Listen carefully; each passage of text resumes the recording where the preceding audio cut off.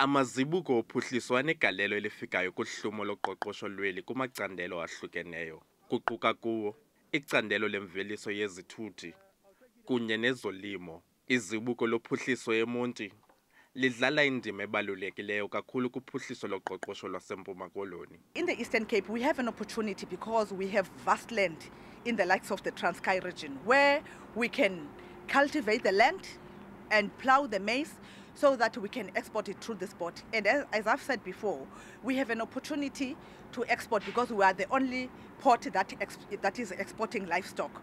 So the farmers that are in the farming of cattle and sheep, they can take up those opportunities to export through this port in order for us to bring money for this region.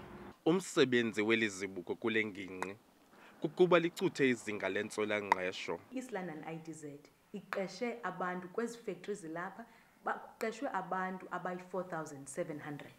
Okwesibini sine-contractors apha. Okwangoku sakha ii-factory ezi-9 and kuqeshwe abantu phaya kule construction activity. Okwesithathu abantu abakhayo sizama ukubana sibe negalelo lokuphuhlisa ii-contractors ezimnyama. Isebe lezophuhliso loqoqosho ephondweni lisebenza kumaqhinga okurhwebesha abatyali-zimali.